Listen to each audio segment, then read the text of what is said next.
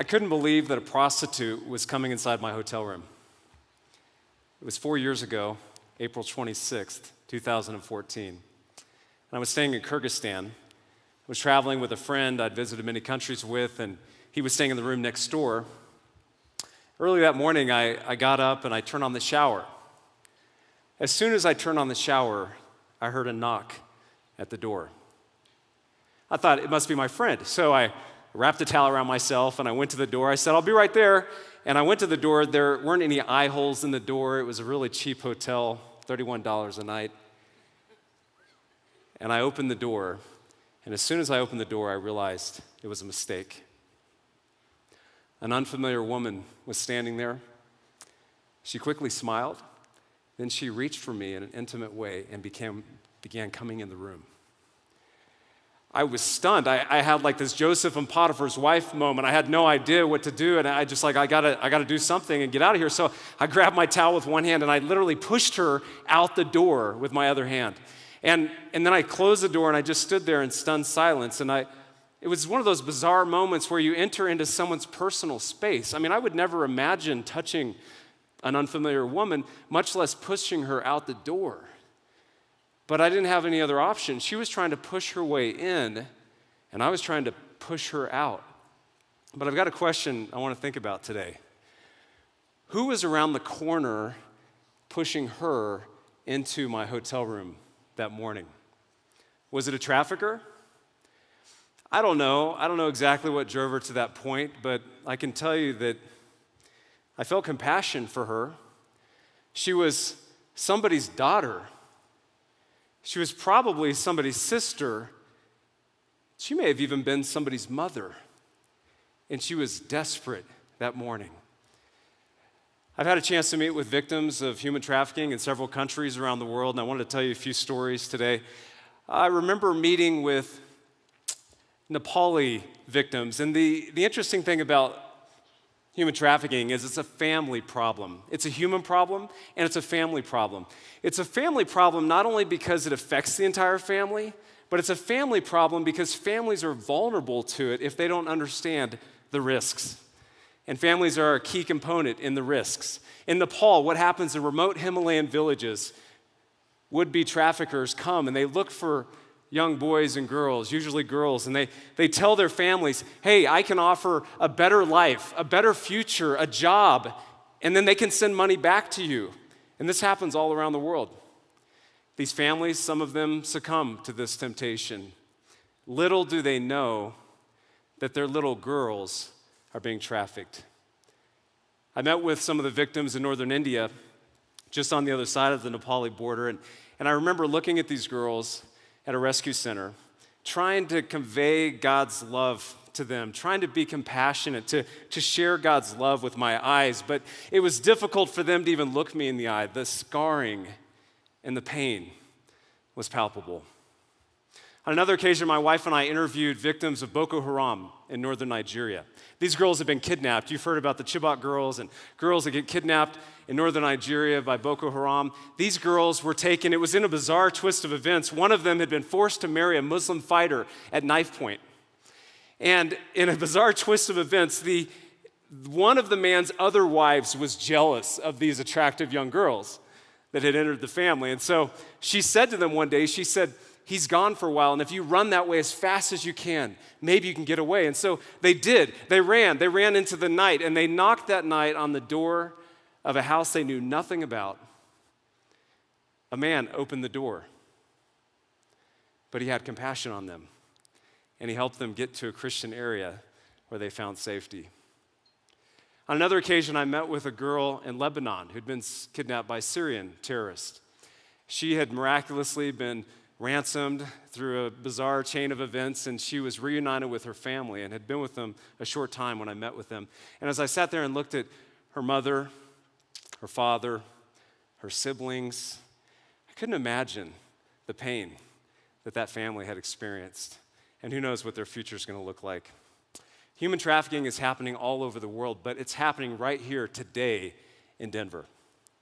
And what is God calling us to do? I believe that we need to shift, as John said, from awareness to action. And one of the ways that we shift is by deepening relationships and being willing to deliver hope. So will you join me as I commit to deepening relationships and delivering hope? Let's talk about deepening relationships. Do you believe that every single person that you engage with is not an accident, that God put them in your path for a very specific purpose and a very specific time? We're called to engage deeply with those people that God places in our paths. This is what Mother Teresa said. She said, I engage with the people that he's placed in front of me. I can't help them all, but I can help who's right here. We are called to engage deeply, and especially those who are vulnerable, those who are trafficked, enslaved. We need to engage. And you may say, well, I'm not sure that I know anyone like that. It begins by spotting the intrinsic value of every single human that you meet and engaging. Denver, as you know, is one of the most lucrative cities in the U.S. for human trafficking. It's the fastest growing illegal business in the world, second only to the drug trade. It's amazing how many people feel like they feel pressured to sell their bodies in order to survive life with their trafficker. For hundreds of thousands of kids, this means every morning they wake up trapped, cold, not having enough food. So how can we engage with that? As I said, it begins with spotting the intrinsic value of every single human being you encounter. For me, this is so important. It's really becoming a core of who I am, and God's working in my heart as I'm studying and thinking about this. It's this: every single person matters. Do we believe that? Do we believe that everyone is created in the image of God? That's what the church fathers referred to in Latin as the imago Dei. They said that everyone, in Genesis, we see that when God created humans, they were different. They weren't like the animals. They weren't like the trees. They were created in the image of God. They are image bearers. And so do we encounter people as fellow image bearers of God? I just returned on Saturday from Rwanda, and one of the things that we're really focused on at Hope Haven Rwanda is the power of healthy relationships. I want to encourage our staff and our team that when they meet somebody, I want that person to feel like they're being listened to, they're being honored, they're being respected as a fellow image bearer of God. We're not better than they are. We are both loved deeply by God. And I want to tell you a story about how Jesus modeled this. In John chapter 4, you may know the story of Jesus and the woman at the well. I want to paint this powerful contrast because in John chapter 3, Jesus met with a powerful man who came searching for Jesus until he found him. In John chapter 4, Jesus searches for a powerless woman until he finds her. Jesus went to her. He engaged with her. It's amazing to think about it because most devout Jews would go miles out of their way to avoid Samaria. They viewed Samaritans as dogs. They despised Samaritans. In fact, in the text, when you look at verse 7, it's funny because John 4, verse 7, it says Jesus is at the well. It's around noon. His disciples had gone to get some food, and Jesus says to a woman at the well, "Will you give me a drink?" And the woman is stunned. She literally says, "I'm a Samaritan woman, and you're a Jewish male. How can you ask me for a drink?" And then the Bible literally says, "For Jews do not associate with Samaritans." This is not cool. But Jesus did. Jesus crossed so many barriers in his efforts to deepen relationship. He crossed the barrier of geography, the barrier of culture, the barrier of gender, the barrier of guilt. That was probably the biggest one that he crossed. This woman was at the well at noon because she didn't want to meet anybody. She didn't go in the morning or the evening when you normally go to the well. She was there at noon. And have you ever had one of those days when you're so guilty, you're so filled with shame, you're so insecure, you just don't want to see anyone? That was her life, many days. But Jesus reached out in love. He modeled what he had told his disciples. A few chapters later in John 13, he said, "By this they will know that you're my followers, by the love that you have, by the way you reach out to people in ways that just don't make sense." We need to deepen relationships. We also need to deliver hope. The story gets better because Jesus actually offers her a gift. He says, "Hey, I want to give you a gift." And she says, he said this, he said, "If you knew the gift that I wanted to give you, and if you knew who it was who asked you for a drink, you would have asked me for a drink, and I would have given you living water. Jesus wanted to give her living water. The woman was confused. What was this gift? She said, "Sir, what is this living water?" She said, "The well is deep, and you don't have anything to draw with.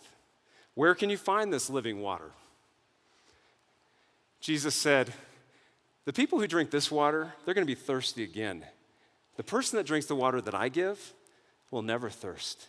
Indeed, the water I give will become in them a spring of water welling up into eternal life." He had just talked to Nicodemus in John 3, and he had said that famous verse we all know, John 3:16, that he came to offer eternal life. He came to offer hope. If one of the 50 million 12-year-old girls living around the world today who are living in poverty, 50 million living in poverty, 12 years old, were living in Hope Haven, Rwanda, their story might sound like Joyez's story. What's remarkable about Joyez is that she had never attended school until 3 years ago. So she was 8 years old and not one day of school. Her community simply wasn't equipped to help her succeed. She was very vulnerable to the lies that a trafficker would have tried to tell her. If a trafficker would have come and said, "I can give you a place to stay, I can give you income, I can give you attention," she would have been very vulnerable. Thankfully, somebody gave her a better option. Now she's in 6th grade, she's thriving academically. She told me just recently, she said, "I love speaking English because now I can talk with anyone." And she's just having a blast. She wants to grow into becoming a physician one day, and I think she's going to be a Christian world changer. She's getting an education. She's going eventually to lift her family out of poverty and out of the reach of human traffickers. We can deliver that kind of hope to vulnerable people if we're willing to spot them and to engage. I began today talking about a girl in my room. And today, I have 3 girls that live in my house, 3 daughters, and my wife. But with my daughters especially, I want them to make sure that they are in the right room at the right time. That they know that they are valued, that they are deeply loved, that they have hope because they have Jesus, and that they have a bright future in healthy relationships. I want to encourage you to take your water bottles and use it as a reminder when you're taking a drink that we've been called to deeply engage with others. Whoever God places in your path, it might be at school, might be at work, could be at the store. How do we demonstrate the love, the hope, and the truth of Jesus Christ? Take that bottle. Remember, every time you take a drink, that we've been called to deliver living water. That's a beautiful part of this redemptive story, is that Jesus allows us to be a part of his work. He allows us to be his hands, his feet, and his voice. So let's take our bottles, let's get them filled with living water, and let's start delivering hope together.